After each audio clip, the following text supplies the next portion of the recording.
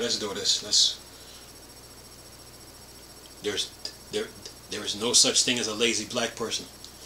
Sitting here joking with y'all. What's up with it? Another beautiful day, by the way. Hope y'all 5 senses of work, health, and strength is good or excellent. Yep. All right, what do we got here? Let's see here.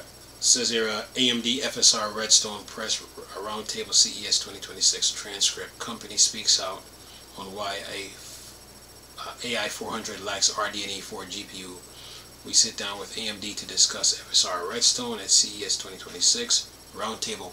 There's a video here. It's about almost 2 hours. It says here, after AMD keynote at CES 2026, we were invited to a roundtable discussion at the show with AMD's in Las Vegas, NVIDIA, covering the latest graphics technology like FSR Redstone and more. Some highlights include insight into why AMD chose not to put RDNA 4 graphics in its AI 400 mobile chips, the open source of FSR and much more. Before getting stuck into the press Q&A, be sure to check out our previous coverage on AMD announcement at the show, including Redstone RDNA 3 hitting its open source FSR 4 and the company overall announcement they made at the keynote last week. And then it says, with all of that out of the way, please note that some elements of the transcript have been lightly edited for flow and clarity, and we have also identified certain speakers when they were made known while recording in a noisy ambient environment. Some things can get lost in the audio mix. We've denoted as such in the copy. Yeah. All right. Now, keep moving here. What else we got on AMD? Yeah, AMD. All right. See what else we got here. See if video cards got something on them. Oh yeah, sure. Now I'm gonna head over to Phoronix to see what they got. Yeah, AMD. Okay, we already talked about the 9X3D yesterday, so that's nothing new. Okay, let's see. There's something here.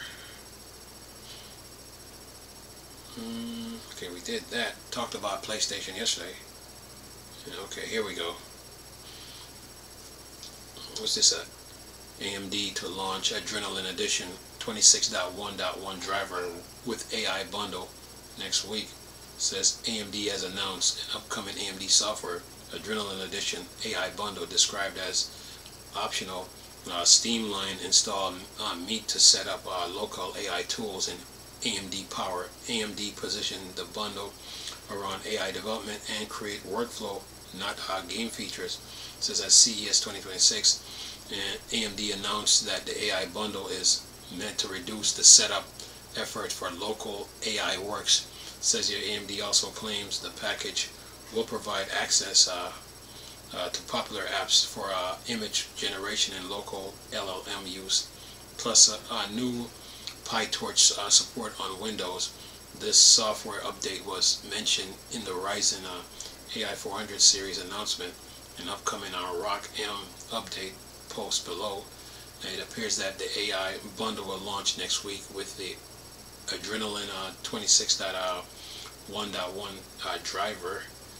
And what they say here, AMD software Adrenalin Edition expands to offer seamless AI integration. It says here AMD is also introducing AMD software Adrenalin Edition AI bundle, a new optional feature designed to simplify and accelerate local AI setups with a single streamlined installation.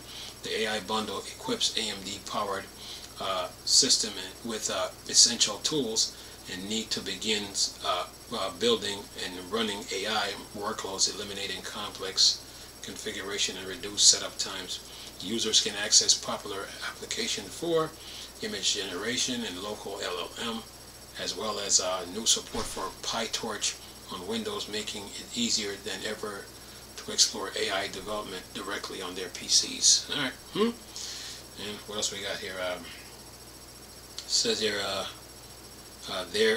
there hasn't been much of an update for gamers since last Redstone release. Many Radeon owners keep waiting for clearer updates on FSR support scope, tuning, and how older GPU fits into the plan. Unfortunately, it seems AMD is now focusing on AI, even on Radeon GPUs. AMD announcement confirmed that AI bundle rollouts for January. In other words, there's Adrenalin 26.1.1 on launching this day, but then that's it. Yeah. AMD's not, they're not saying much. I thought they would have something to back this up, but I guess not. Alright, let me see if NeoWin got something on this. Because usually I do both of them together. So yeah. AMD. Oh yeah. Alright, well, let's see, what's this? Yeah, gotta keep, what's this? The Division series boss leaves studios. Ubisoft tell fans, don't worry about future. It says Jillian Gary G. Wright, the co-director behind the original Division from 2016 and Division 2 from 2019, has officially left Ubisoft studio Massive Entertainment as after taking the creative lead role for Star Wars Outlaw. He returned to the franchise to take the reins of the upcoming third entry. The reveal arrived several months after the studio responded to a rumor about G. Wright leaving Ubisoft, saying that he is still guiding the action RPG franchise. According to the sudden announcement today, EA Battlefield Studio will be G. Wright's new game development home, which recently shipped Battlefield 6 to the masses with records-breaking results. It's time for me to hang up and go, and it's time for me to hang up my go bag, keeping the watch as I go on another grand adventure, said G. Wright. And he says in a social media post, the Division future burns bright. I can't wait for you to discover what the team has been working on. And it says here, the next entry in the series, the Division 3, wasn't announced back in 2023, but a release date has yet to materialize from Ubisoft. The company also announced a layoff wave that was hitting the Massive Entertainment earlier this week. It's unclear if G. Wright depart is related to that. And it says, for our players, don't worry, agent, added Ubisoft in a statement of its own today. Our team who built this world with Jillian are still here, carrying it forward with an ambitious, unchanged commitment to the future. Yeah. All right. And yes, that's the news. So it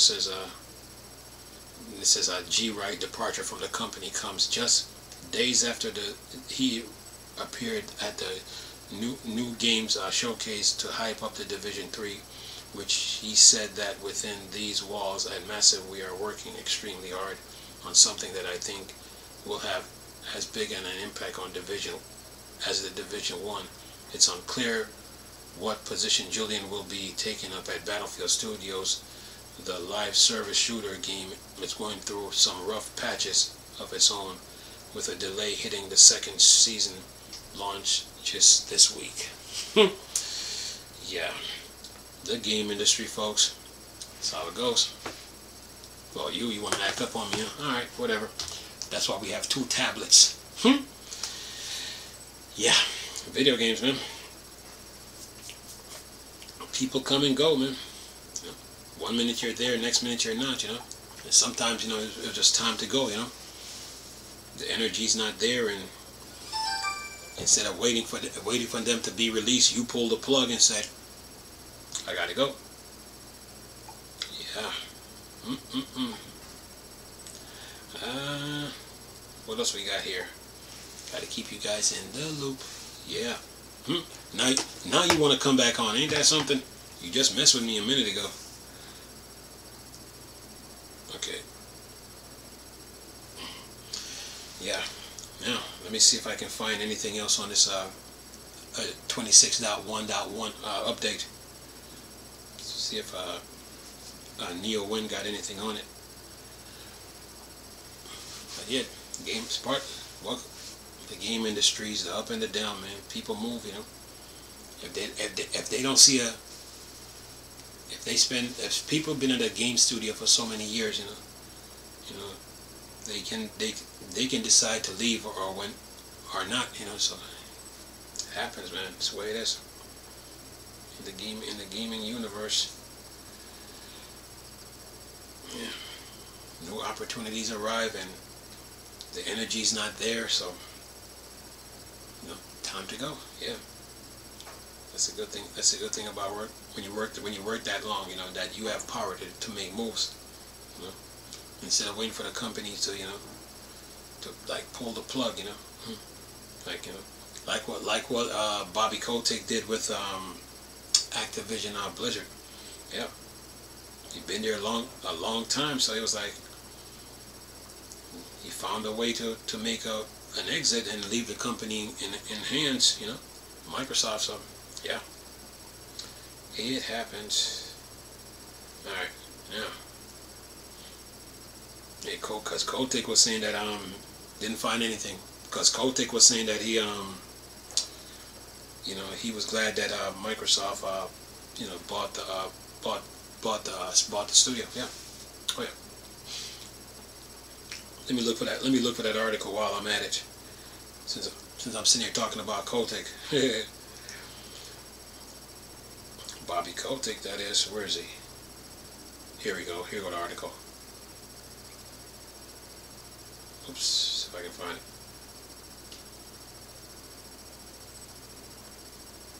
Yeah.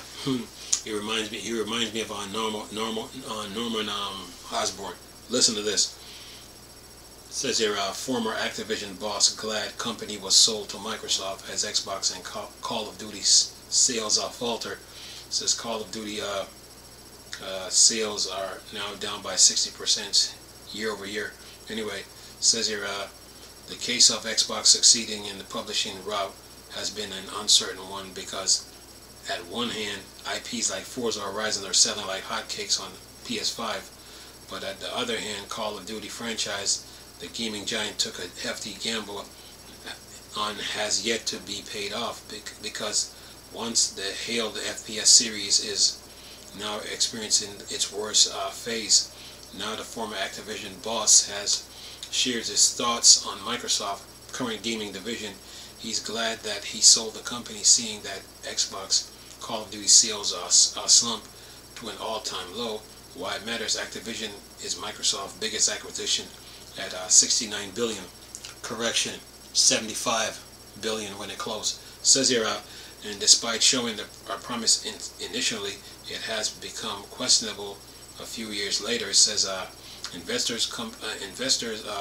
companies Jundi AP Fonden AP7 filed a lawsuit against Bobby Kotick in 2022, alleged that the company's sale was expedited for his personal gains, to which the company boss issued the following response via GameFiles.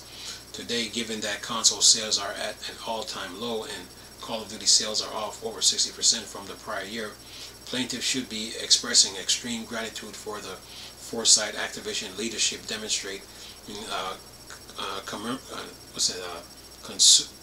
consummating this transition. It says here, 2025 was a terrible year for both Xbox and Call of Duty, with the FPS series hitting an all-time low, also scoring a terrible 1.7/10 on Metacritic, a 60% drop on sales. Compared to Black Ops 6 wasn't even an eye-opener for them, as Activision even went ahead to thank fans for the positive response. For Xbox, the Series X and X console sold only around 1 million units, and Microsoft has given up on the hardware for this generation as it fully locked in to develop the next-gen console like Xbox PC. As for Bobby's situation, investors previously alleged that the quick sale was to secure a $400 million payout and to protect himself from initial allegations that were turning into lawsuits. And it says that still his claims are pretty solid aside from the Call of Duty sales drop percentage, as the former boss has yet to back them up. And well, look, the Call of Duty sale, Call of Duty, to me, Call of Duty is not going anywhere. You know, they're not going anywhere because Call of Duty is a two-headed monster. You know, so you have Call of Duty, it's single player and multiplayer, but then you have Warzone. So you know, Call of Duty is not going anywhere. The sale of Activision Blizzard, well, I mean, that was Kotick's decision. You know, that was his decision. So he's the head of the company. So that was his decision. You know, so he was happy with, you know, that Microsoft got them. You know, so Microsoft, you know, was like looking. Microsoft was looking to make moves, especially with the Game Pass and the purchase of ZeniMax Bethesda. You know, I think once Facebook name got involved with, once Facebook name got involved in that situation, and I go back to that picture that I seen on Wired magazine with Bill Gates and Mark Zuckerberg, knowing how they think. I think once Facebook name got mentioned in it, and Microsoft realizing how big Activision Blizzard is, and how many games that they got under their IPs, and then there's the Game Pass factor with Mahjong, and then ZeniMax Bethesda. Microsoft had to seize that opportunity, because if they didn't, somebody else was going to get them. And like Phil Spencer said, you know, Sony and Nintendo is not our competitors, and they probably looked down the road and saw who the big competitors are, how much profits they have financial wise, and what they bring to the game industry and what they could do. So they had to seize it. You know, that's what so that deal was like on a first come first served basis. You know, far as Call of Duty's having a so-called like low sales or whatever, I mean, that's part of the game industry. You know, no studio go through the game industry and don't just ride high all the time and don't expect to not have a dip in shares and profits. No studio that goes through the game industry go unscathed. You're going to have high moments and you're going to have low moments. So you know, that's a part of the business. And you know, Xbox is not hurting like people think they are. You know, because once Microsoft used that Activision court case as a topology, a network topology, to grow the Xbox brand, the rest is history, man. I mean, you know, they didn't sit around waiting in limbo, waiting for the judges to make a decision. They were making moves behind the scenes, though, to, you know, to keep the Xbox brand alive and well, and they found a formula that's working. So when you look at Xbox, you gotta look at how are they doing by putting games on different platforms, and then you probably get some type of idea. But as far as them going anywhere, I don't. They're fine. I mean, as long as they got Windows operating system and they keep updating Windows, and you know, when Windows fuel Game Pass, they'll be fine, man. So it's just that they go. I think when editors covers Xbox, they try to throw Xbox under the bus. 90% of the time they try to throw Xbox under the bus and then try to give Sony and Nintendo a pass. You know, that's what they do. They try to give Sony and Nintendo a pass, right? But they try to shame Xbox and making moves and stuff. So Xbox going through problems, having up and downs. It's a part of the industry, man. So they'll be fine. They'll bounce back. And plus they're working on games, so nothing big to worry about, man. They'll be fine. You know, They just have their highs and their low moments, and they'll bounce back, you know. So yeah, and people. I think people miss the point of like what Microsoft is really trying to do here, because they putting their games on different platform. It's all about crossplay. It's really it's really about you know, it's really one, it's game sharing to destroy that statement that Sony made and about game sharing between players, but Microsoft did it globally. One is game sharing, but the other is just crossplay. It's all about crossplay. And yeah, so they'll be fine, man. So I just think too many I would say YouTubers and magazine editors, they try to throw Xbox under the bus a lot of times, you know, and try to give Nintendo and Sony a pass. So yeah. Anyway, but life goes on, man. Anyway, all right, what else I got here? Keep going here. Where were we before we was interrupted here? Let me go over on Phoronix here and see what stop it. Let's see what Phoronix got here. Yeah, and I gotta put these two pieces of news out. Is that 21 minutes? All right, what do we got here? Yeah, what's this? Ubuntu 26.4 aims to deliver better NVIDIA Wayland performance atop Genome. What are they talking here? Let's see here. It all goes well. The upcoming Ubuntu 26.4 LTS release will feature enhanced NVIDIA graphics performance under its default Genome Wayland. The improvements might be upstream to Genome, Genome 50 in time, but otherwise it looked like Ubuntu 26.04 will carry its own patch for improving the NVIDIA Wayland performance. For the past 2 months, there has been a Mutter merge request to unblock NVIDIA performance, as explained. Avoid entering GBM space. Avoid entering GBM space surface space lock space front space buffer before rendering it is finished, because on the NVIDIA driver it is a blocking function and would hurt maintain loop performance.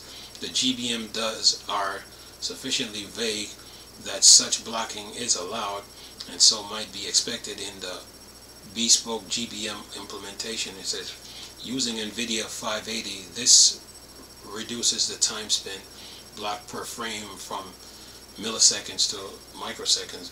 Comments on that merge request have acknowledged improvements. The merge request remains open and feedback positive, while remains to be seen so far if it will be merged in time for Genome 50 release in March. In case you might miss it, Genome 50 Alpha shipped yesterday.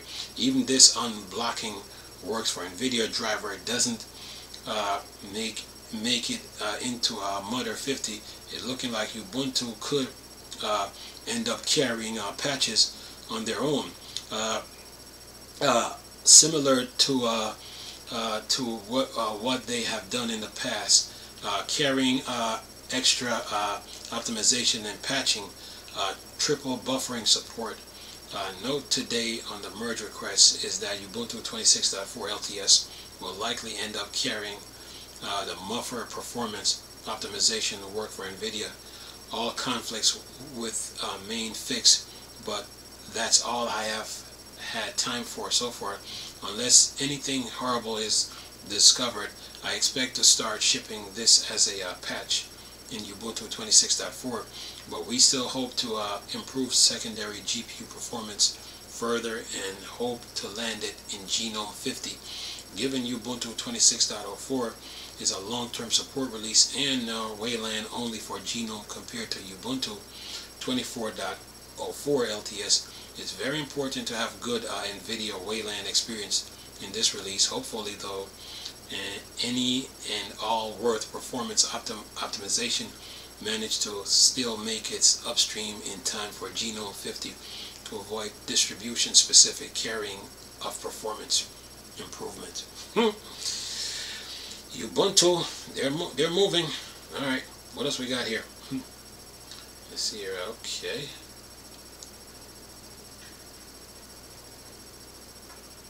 Oh, wait a minute. I was just on Phoronix. What am I doing? Okay. Keep moving here. Anything else? Okay.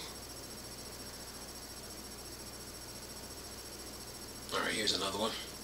Yeah. Got you guys, Minnows. For 25 minutes? Okay. Patches position ahead of Linux 7.0 cycle for easy custom boot logo in place of Tux. Linux kernel patches talks about at the start of the year more easily changing the boot logo of Tux are now queued into for next branch and thus expect to be submitted for the upcoming Linux 6.20 7.0 kernel. Those wanting to replace the Tux icon with an alter native logo during the kernel boot process could already patch the file manually, but the new code allows for an easy replacement via config option. Those wanting to customize their console boot experience for Linux will be able to more easily do so with the next version of the Linux kernel, rather than patching the source code and make file via the kconfig. An alternative boot logo file can be specified. The patches in logo Linux mono file for allowing a mono boot logo PBM file format, or there is also logo space Linux Linux logo space Linux space VGA16 space file for a 16 color PPM boot, logo file for logo Linux, logo space Linux space clutch 224 file for a 224 color PPM logo. It says here those patches are now queued into the Linux FB dev git for next branch, with those patches in recent days making it FB dev for next branch. It should be submitted as a part of the upcoming Linux 6.20 7.0 kernel cycle for this custom logo support. It says Linux 6.20 7.0 kernel cycle will be getting underway in February following the Linux 6.19 stable release. That next kernel is what is expected to power the likes of Ubuntu 26.04 LTS and Fedora 44 Spring. Yeah. Keep you guys in the loop here. Yeah. Gotta put something out, you know. That's just the way it is. Alright. I think I'll get one more here. Who is this? Intel. One more here. Intel release updated LLM scaler VLLM with continuing to expand the LLM support. One of the initiatives launched by Intel in 2025 was LLM scaler as a part of the project Battle Matrix. The open source LLM scaler is a Docker-based solution for helping to deploy generative AI, Gen AI workloads on Intel Battlemate graphics cards with frameworks like VLLM, Comfy UI, SGLang, and more. There continues to be routine new features release of the LLM scaler for broadening the large language model support and other improvements. Says release overnight was the LLM scaler VLLM beta 0.11.1.b7 as the newest version of LLM scaler atop of VLLM framework. The new release adds a symmetric 4-bit integer quantization support for some models, support for the Paddle OCR, GLM-4 6V flash support, and various fixes. Yeah, and then it says support SYM space init for QWin3 space 308 space A3B and TP/48. Supported SYM init 4 for QWin3 235B and A22B on TP16. Ahead support for paddle OCR models. Added support for GLM 4.6 flash fixed cards error with T2DP plus 4TP configuration. Fix abnormal output observed during J meters stressing. Fix UR error. Fix UR space error. Space device space loss error. Triggered by frequent permission under high loads. Fix output error for intern VL388B. Refine logic for profile run to provide more GPU blocks by default. It says here the LLM scalar README continues to note that this Gen AI solution is optimized for the elusive Arc Pro B60 graphics card, but ultimately should work fine on other ARC graphics hardware as well, permitting enough VRAM obviously for different models.